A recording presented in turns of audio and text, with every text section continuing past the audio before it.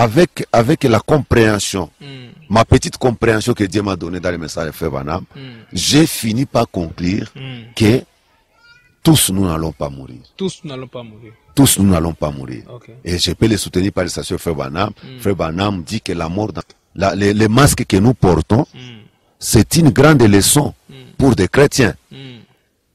Parce que ça permet aux gens de parler moins. Comprenez?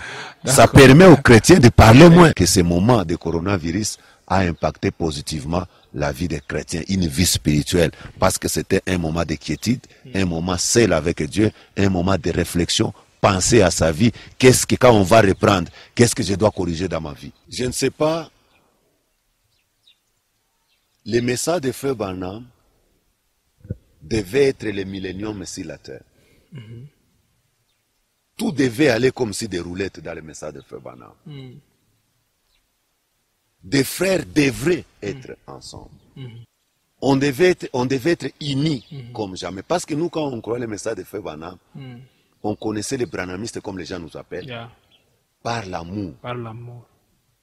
Mais pour le moment, le diable a dérangé un peu ça. Ok. Parce que vous parlez de ça au passé. Moi, j'ai envie de vous dire, ne pensez-vous pas que c'est la faute de vous, les pasteurs? Ça, c'était l'enseignement des gens qui ne croyaient pas à la révélation, qui disaient que non, dans une ville, il y a une seule chandelier. Que si vous ne priez pas dans ces bâtiments ici, vous irez en enfer. Non, je n'enseigne pas ça. J'enseigne aux frères que tous les frères, ce sont nos frères. Amen. Amen. Quelle que soit sa doctrine, quel que soit, c'est un frère. S'il croit, il accepte que William Branham c'est un prophète, c'est mon frère.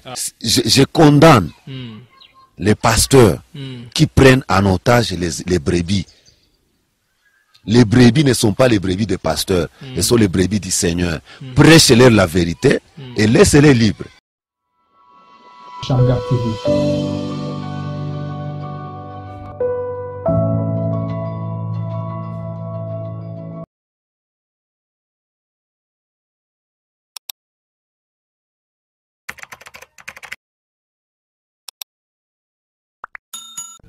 Shalom peuple de Dieu, c'est votre frère Kumbilev une fois de plus.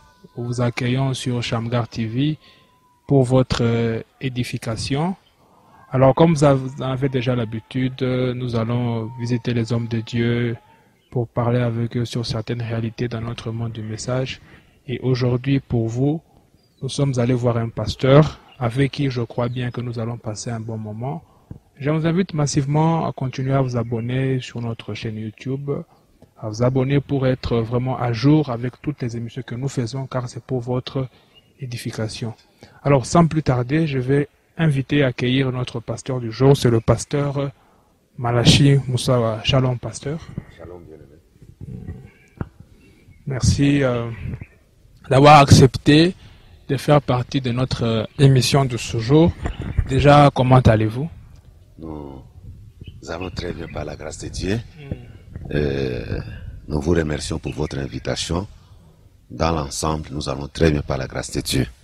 Que Dieu soit loué. Amen. Alors nous rappelons que le pasteur Malachi, c'est le pasteur de Voice of God qui est situé ici à Kigali, au Rwanda. Maintenant, on va commencer avec cette question, pasteur. Comment avez-vous vécu cette période mauvaise de la pandémie du coronavirus? Comment l'avez-vous vécu vous et ensuite l'Église en entier? Bien-aimé Lévi, que Dieu te bénisse richement. Amen. Pour cette plateforme que tu m'accordes cet avant-midi pour que nous puissions un peu avoir une aperçu général sur les messages de Frère Branham au Rwanda.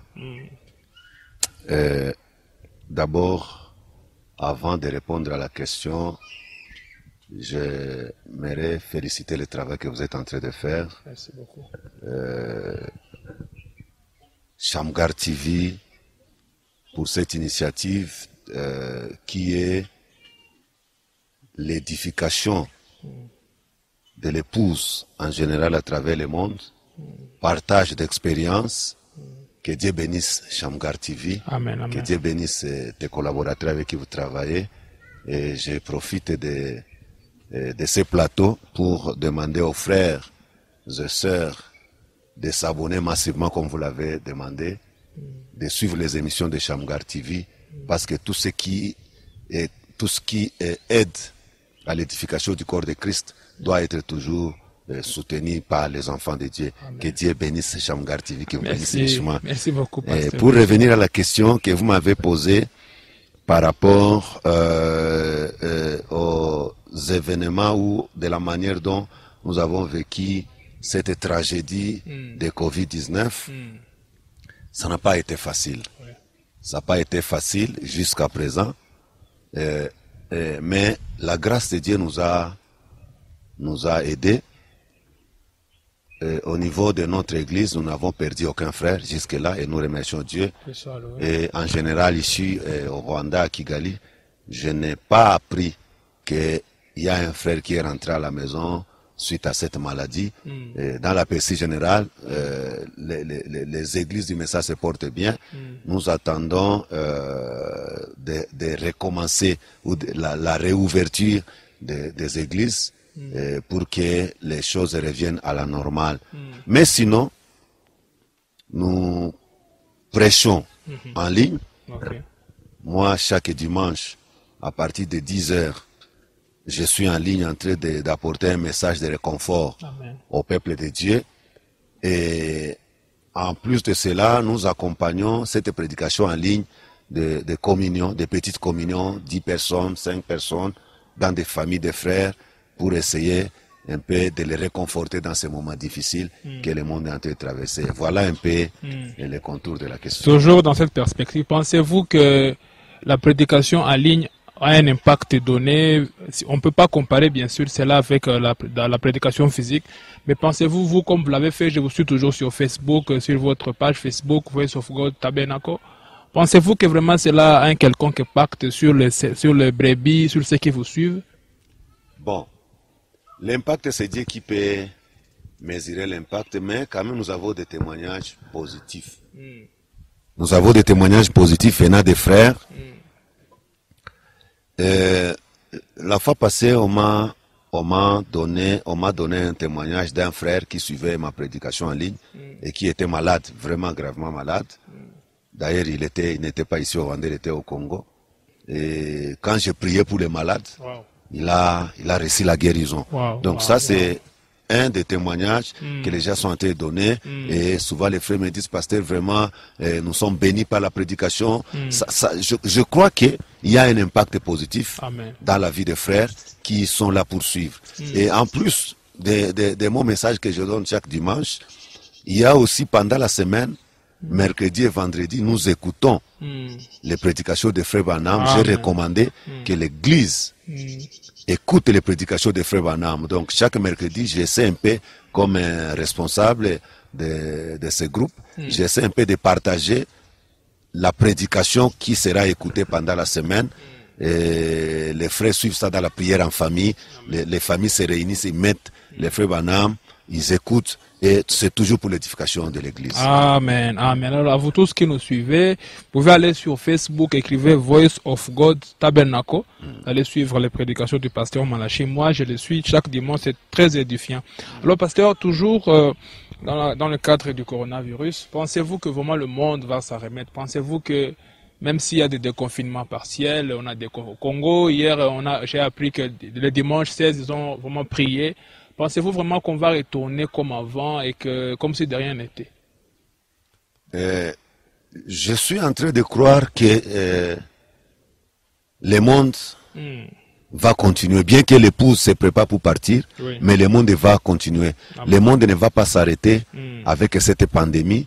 En 1929, il y avait encore une pandémie comme ça, et ça a ravagé presque le monde entier. Donc, ce sont des maladies qui viennent. Les prophètes avaient prophétisé qu'ils voient des grandes maladies venir, dont les médecins ne trouveront pas de médicaments. Tu vois, même après coronavirus, il y aura d'autres pandémies qui vont venir. Je crois que ça va s'arrêter et le monde va continuer comme si de rien n'était. Mais j'en profite pour demander aux frères et sœurs à travers le monde de respecter les mesures. La distanciation sociale, la désinfectation, porter les masques. Donc je pense qu'un chrétien, c'est l'homme le plus discipliné qui existe au monde, qui doit respecter, parce que le prophète nous dit, la Bible nous dit, donnez à César ce qui est à César et à Dieu ce qui est à Dieu. Mais il y a ceux qui disent au nom de la foi qui ne vont pas respecter ces choses, que le coronavirus, non, par la foi, ils peuvent quand même faire n'importe quoi et Dieu va les guérir. Ça, ce n'est pas connaître la parole de Dieu. Parce que même notre prophète, il a envoyé sa femme à l'hôpital, bien qu'il priait pour les malades. Il pouvait envoyer sa femme pour être opérée, bien qu'il priait pour des grands cas de guérison. Donc je pense que même si nous avons la foi, mais nous devons respecter les principes. Il ne faut pas que moi, à partir de chez moi, que je puisse gêner les voisins. Donc tout ça, c'est le discernement. Amen. Même si je ne crois pas, parce que le prophète dit que on mettra des masques, on utilisera des désinfectants, mais ça n'amènera pas la solution. La solution, le prophète a dit que c'est de croire à la guérison divine. Amen. Mais cela n'exclut pas que les frères puissent porter les masques, qu'ils puissent se laver les mains, qu'ils puissent respecter la distanciation sociale. C'est la nature qui nous impose cela et nous devons respecter ça même dans nos églises. Pasteur, vous avez dit que le prophète avait déjà prophétisé sur la fin des temps, qu'il y aura vraiment des grandes choses, des difficultés. Alors, une question me vient à l'esprit. Avez-vous été surpris par le coronavirus, vous particulièrement, ayant connaissance de cette prophétie du prophète William Branham? Bon, moi, ayant connaissance des prophéties de William Branham, je n'ai pas été surpris. J'ai été surpris par la vitesse à laquelle la maladie s'est répandue. Mais la maladie en soi, le coronavirus, ça ne m'a pas surpris. Parce que le prophète dit que les maladies qui viennent, qui vont venir, ça sera comme un mal de dents. Donc le cancer sera comme un mal de dents comparé le cancer à ces maladies qui vont venir. Donc je n'ai pas été surpris. Je sais que le monde va recevoir pire que le coronavirus. Donc le pasteur Malachi s'y attendait en quelque sorte. Oui, je m'attendais à pire que ça. À pire que ça. Oui. Pasteur Malachi, parmi l'un des fléaux du coronavirus, il y a eu la mort. Pas seulement même dans notre camp du message, beaucoup de frères sont morts et en général les frères sont morts. Alors un chrétien, avec tout ce que le prophète William Branham a prêché, avec toutes les prophéties, un chrétien devrait-il avoir peur de la mort? Je ne crois pas qu'un chrétien puisse avoir peur de la mort. Parce que la mort a été démystifiée dans cet âge avec l'ouverture de la parole. Branham dit avant, il avait peur de la mort. Il pensait que quand un homme mourait, il devenait un petit esprit, un petit fantôme. Mais quand il a reçu la révélation, de l'autre côté, ou quand l'homme chrétien meurt là où il va, il a dit que je n'ai plus peur de la mort. Il dit, et je n'aimerais pas affronter la mort comme un poltron. En train de crier, un chrétien en train de partir à la maison, en train de crier, de se battre contre la mort. Non. Un chrétien, quand il rentre à la maison, il rentre avec joie, comme les frères Bossoff, comme tous les frères qui nous ont précédés. C'est avec joie. Parce que Branham pose la question à Bossoff, qui était l'un de ses plus grands amis. Il dit, frère Bossoff, de toute ta vie, depuis que tu es sur la terre, tu as fait longtemps sur la terre, tu as vu beaucoup de choses. Quel était le moment le plus précieux pour toi de toute ta vie? Le frère Bossoff a dit avec joie, il dit au frère Branham, le moment le plus précieux pour moi, de tous les moments que j'ai vécu sur la terre, c'est ce moment ici. Parce qu'il était déjà en présence des bien-aimés, il était en train de saluer les frères qui étaient déjà partis, et il se voyait parti. Lui, il a dit que le plus bon moment de sa vie, c'est quand les chrétiens est en train de rentrer à la maison. Vous voyez un peu, je trouve que la mort ne peut pas faire peur à un chrétien, parce qu'un chrétien ne meurt pas, il se repose, mais sa vie continue. Dans cette même perspective, pourrions-nous dire qu'on va tous mourir? Parce qu'on n'a pas peur de la mort. Frère Branham dit qu'il y a des citations là, Frère Branham dit que, comme vous avez dit, Frère Bossoff, alors nous tous chrétiens, on doit s'attendre qu'un jour on va mourir alors. Bon, il y a des gens, il y a des courants dans les messages de Frère Branham. Je suis en train de parler de vous, pasteur. Oui, moi j'ai ma position. Okay. Je vais la donner. Merci. Il y a des courants dans les messages de Frère Branham. Les uns disent que nous allons tous mourir et les autres disent que nous n'allons pas tous mourir. Nous n'allons pas tous mourir. Et il n'y a pas de position intermédiaire. Mais moi, avec la compréhension, ma petite compréhension que Dieu m'a donnée dans le message de Frère Branham, j'ai fini par conclure que tous nous n'allons pas mourir. Tous nous n'allons pas mourir. Tous nous n'allons pas mourir. Okay. Et je peux les soutenir par le station Frère Branham. Frère Branham dit que la mort dans cet âge, elle est incertaine. Okay.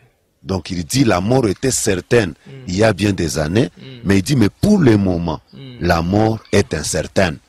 Donc on peut ou ne pas mourir dans cet âge-ci. Si l'enlèvement vient avant, il n'y aura pas, tout le monde ne va pas mourir. Mais si l'enlèvement tarde, l'homme, sa vie sur la terre a été comptée. Depuis que le péché est entré dans le jardin d'Éden, la vie de l'homme a été comptée sur la terre. Si l'enlèvement vient, ça peut bloquer la mort. Mais si l'enlèvement tarde, quand on vieillit, on grandit, arrivé à 100, 150, on est obligé de retourner dans la poussière de la terre. Mais c'est là, parce que les autres disent que non, le frère Branham est mort. Vous pensez que vous êtes plus saint que le frère Branham? Non. Le frère Branham, il y représentait, il est venu sur la terre avec une mission. Il y représentait les Elohim, les trois anges qui sont allés visiter Abraham. Il y représentait Elohim, donc les dieux, les H-A-M. C'est lui qui représentait Elohim quand ils sont venus chez Abraham. Et quand Elohim est venu, il n'était pas venu dans la théophanie, il était venu dans un corps naturel de ces éléments. Et le Branham me dit, quand il a terminé ça, il est reparti. Les corps là qu'il utilisait devaient être détruits. Donc dans les plans, si vous prenez les plans et les types, William Branham devait partir. Il ne devait pas être enlevé, il devait partir parce que ces corps-là qui étaient utilisés chez Abraham devaient être détruits. Et les deux autres corps. Donc on ne peut pas dire comme Branham est mort, tout le monde va mourir. Non. Si moi je meurs, je sais que le frère Lévi ne mourra pas. Si le frère Lévi meurt, je sais que son fils ne mourra pas. Il y aura des gens qui seront trouvés vivants avant le départ à la maison. Donc du coup, même si on ne doit pas avoir peur de la mort, même si la mort, quelque part, Frère Branham dit c'est un passage obligé, mais quand même, il y aura des gens qui ne vont pas mourir. Oui. Ça, vous soutenez cela? Je soutiens qu'il y aura des gens. Parce que l'homme a été condamné à mort depuis le jardin de Dieu, par principe de Dieu. Les jours où tu mangeras, tu mourras. Et puis, la Bible dit que un jour devant Dieu égale 1000 ans sur la terre. Donc, comme l'homme avait mangé, l'homme n'a pas vécu un jour devant Dieu. Et il devait mourir. C'est pourquoi tu verras qu'aucun homme n'a jamais vécu 1000 ans sur la terre. Oui. C'est pourquoi Dieu nous donne le millénium pour montrer que l'homme que j'ai créé, l'homme ici naturel, il peut vivre 1000 ans. Moi, je crois qu'il y aura des hommes qui vivront plus de 1000 ans. N'est-ce pas? Donc, par principe, comme vous avez mangé, vous allez mourir. Mais quand la fin vient, Dieu amène la parole, il nous montre qu'il a montré d'abord par des types qu'à la fin des temps, il y aura des gens qui vont briser ça, qui vont quitter la terre sans passer par la mort. Et le Branham dit, notre prophète Branham dit que Enoch était le type. Et il était le type, Branham dit que Enoch était le type de l'église du temps de la fin. Pas 17e seulement, de l'église, l'épouse du temps de la fin, qui ne passait pas par la mort. Bien qu'Enoch s'était retrouvé dans le paradis avec les Abraham et les autres, mais lui les a trouvés dans le paradis, pas par la tombe. Non, on n'a jamais vu sur la terre la tombe d'Enoch. Il y aura aussi des gens dont on ne verra jamais la tombe sur la terre. Ils vont partir à la maison. C'est difficile d'expliquer. Les choses de Dieu sont comme ça. C'est difficile d'expliquer, mais je le crois. Ça, c'est la position du pasteur Malachi qui dit que on ne devrait pas avoir peur de la mort, mais aussi tous, on ne va pas mourir. Amen. Pasteur, le coronavirus nous a impacté dans le monde scientifique, ils ont dit ce qu'ils ont dit, dans le monde économique, il y a eu la crise, par-ci, par-là. Le coronavirus nous a vraiment impacté d'une façon ou d'une autre. Alors vous, comme conducteur d'une église, mais aussi comme un chrétien, quel est l'impact, je dirais, tant positif que négatif, que le coronavirus a eu sur les chrétiens? L'impact que le coronavirus a eu sur les chrétiens. En d'autres mots, qu'est-ce que le coronavirus nous a enseigné? Vous d'abord comme le pasteur Malachi, mais en général comme des chrétiens. Quelle est cette grande leçon que le coronavirus nous a laissée? Dans cette question, il y a beaucoup de réponses qu'il faut donner. Je commence d'abord par la réponse économique parce que moi je suis un économiste. Heureusement. Alors, ça a créé d'une manière ou d'une autre la pauvreté. C'est-à-dire il y a des gens qui ont perdu des postes. Des frères qui se retrouvent à la maison depuis le mois de mars, ils ne travaillent pas à cause du coronavirus. Ce qui fait que tu vas trouver que leurs revenus ont diminué sensiblement et il faut chercher à tout prix tous les moyens possibles pour assister. Peut-être on en parlera quand on ira dans la question, dans d'autres questions. Donc, vraiment, les frères ont été impactés. S'il y avait des aides, c'était le moment dans lequel il fallait donner les aides aux frères. Parce que beaucoup d'entre eux, ils sont au chômage. Ceux qui étaient des enseignants, ceux qui travaillent là où il y a eu beaucoup de gens qu'on a diminué dans des postes, ça et là, pour essayer un peu de diminuer la charge salariale. Il y a beaucoup d'entreprises. Ça, c'est du côté financier. Donc, il y a eu vraiment de grandes pertes d'emplois, il y a eu des chômages au milieu des frères, mais nous croyons que notre Dieu a promis qu'il restaurera. Amen. Ça, c'est le côté économique. Le côté spirituel, j'ai difficile à montrer l'impact négatif. Moi, je pense que le coronavirus a donné plus d'impact positif. Dans quel sens, pasteur? Parce que ces moments, les confinements, on a fermé les églises. On a fermé les églises. Négatif, quand même. On a fermé les églises, mais je pense que ça a été un moment de réflexion. Parce que nous étions comme dans des prisons. La prison, c'est une école. Okay. Même les cache-nez ou les, comment vous appelez ça? Masque. Les masques que nous portons, c'est une grande leçon pour des chrétiens. Parce que ça permet aux gens de parler moins. Comprenez? Ça permet aux chrétiens de parler moins. La leçon du masque, ça permet aux chrétiens de parler moins. Parler moins, ok. Parce qu'un chrétien parle moins. Il écoute beaucoup, mais il parle moins. Le masque est venu souligner qu'on devait qu'on devait diminuer les paroles. En tout cas, très écouter bien. beaucoup la parole de Dieu. Très bonne réflexion. Croire en ça et la vivre sans beaucoup parler. Parce que la langue, c'est un petit organe, mais ça fait des dégâts incalculables. Ça, c'est vrai. Alors, le moment de coronavirus a fait que les frères soient à la maison. Parlent moins. Fréquentent moins les gens. Et quand l'homme est comme ça, c'est pourquoi le prophète William Branham, que son âme repose en paix, il a tout fait. Il a prêché une prédication intitulée Une vie cachée. C'est ce que le coronavirus est venu souligner. Une vie cachée. Branham dit que nous sommes des astronautes. Il dit un astronaute, c'est un homme qu'on enferme dans une cabine, prêt pour le décollage. N'est-ce pas? Oui. Alors, il arrivait un moment où tu voulais sortir de la maison pour aller chercher quelque chose. Tu trouves les policiers qui te disent rentre à la maison. Rentre à la maison. Tu vas faire quoi? À moins que tu dises que tu vas aller acheter la nourriture ou tu vas aller acheter les médicaments. Mais il dit non, ça fait longtemps, je vais aller visiter les frères. Les gens ont dit non, c'est pas le moment, rentre à la maison. Alors moi, tout ça, c'était des moments de réflexion. Et quand l'homme est calme, il est dans une quiétude, il pense aussi sur sa vie. Il pense aussi sur sa vie. Alors, ce moment de coronavirus, dans une vie chrétienne, ça a impacté une vie chrétienne. D'une manière ou d'une autre, beaucoup de gens ont trouvé le temps de prière. Il n'a pas quelque chose à faire. Il n'a pas l'abonnement, l'argent pour acheter les unités. Il ne fait que lire la Bible, se mettre à genoux, prier. Et c'est ce que beaucoup de chrétiens ont fait. Donc, je crois que ce moment de coronavirus a impacté positivement la vie des chrétiens, une vie spirituelle, parce que c'était un moment de quiétude, un moment seul avec Dieu, un moment de réflexion, penser à sa vie, quand on va reprendre, qu'est-ce que je dois corriger dans ma vie? Si demain on reprenait l'église. Parce que l'église manque beaucoup aux chrétiens. Ça c'est vrai. Beaucoup de gens, quand ils savaient que c'était le mercredi, il faut aller à l'église. Ah, vraiment, si le pasteur peut nous donner un congé aujourd'hui. Maintenant, ils ont eu tout le temps. Alors, moi je pense que quand on va reprendre l'église, les gens vont prendre les choses de Dieu avec les deux mains. Pensez-vous que c'est Dieu, comme en français on dit, il faut reculer pour mieux sauter. Pensez-vous que c'est Dieu qui a explicitement fait cela pour nous aider à effectivement d'avoir une vie cachée? Oui, je crois que Dieu amène des moments comme ça, parce que Salomon dit il préférerait qu'on l'invite dans une maison de deuil qu'une maison de fête. Parce que quand quelqu'un est dans l'esprit de fête, il ne réfléchit pas des fois. Mais quand on va dans une maison de deuil, où il y a le calme, il y a le silence, vous voyez que l'homme qui parlait ne parle plus. Ça nous permet de réfléchir des fois. Je pense que Dieu a permis que ces moments viennent pour nous les chrétiens, Parce que tout ce qui se passe sur la terre a toujours un but précis derrière.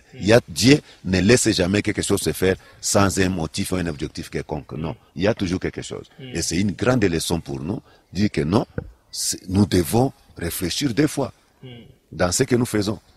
Et si j'ai commencé par remercier Dieu parce qu'on n'est pas à l'abri de la contamination. Oui, les gens qui sont tombés malades, ce n'est pas que c'était des pécheurs. Non. Mais la grâce de Dieu est tombée sur nous. Il nous a gardés encore en vie. Il a encore quelque chose à faire avec nous. Mais c'est vraiment, Dieu a permis ça pour nous donner un moment de confinement spirituel, un moment de réflexion. Il nous a fait entrer dans cette cabine de l'astronaute pour bien nous préparer à monter.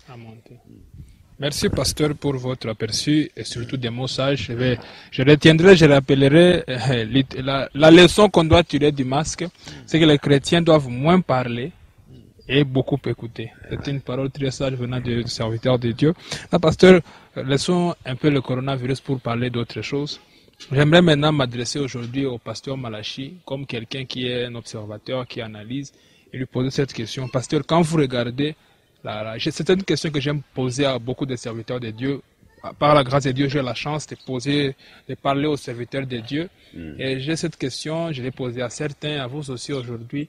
Quand vous regardez la position actuelle du message, je veux dire, aujourd'hui, ça fait beaucoup d'années, moi je vous connais, ça fait beaucoup d'années que vous êtes frère d'abord du message puis pasteur après. Quand vous regardez le niveau du message, quel est votre commentaire là-dessus? Pensez-vous qu'on a évolué ou régressé? Je pense que nous avons évolué. D'accord.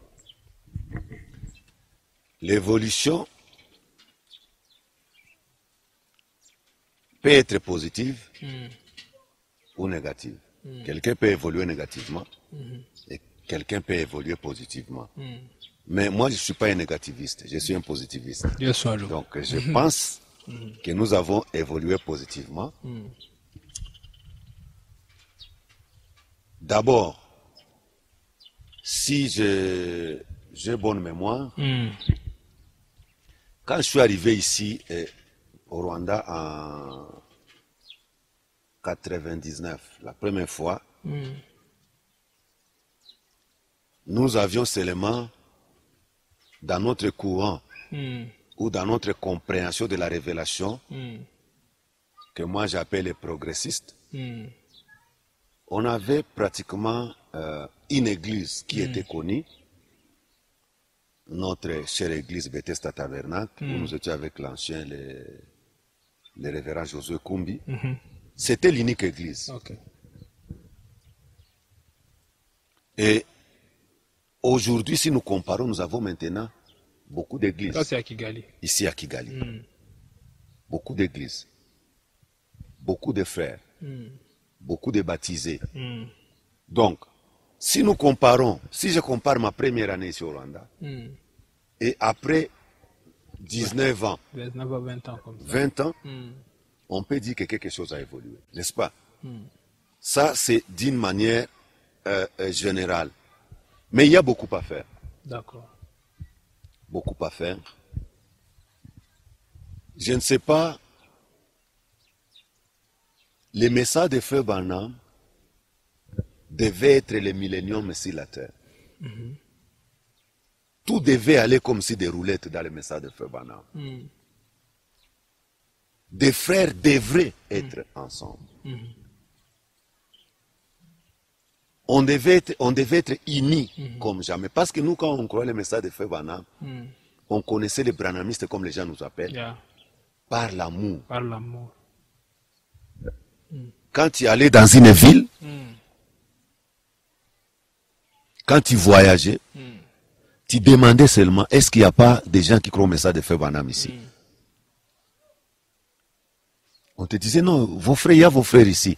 Et tous les frères pouvaient se battre. Tout le monde voulait se battre pour que tu passes la nuit chez lui. Qui te pose la question, vous croyez, vous avez croyé. Donc, vous avez écrit comment vous passez toute la nuit en train de communier. C'était ça qu'on croyait. Okay. Mais pour le moment, le diable a dérangé un peu ça. Ok.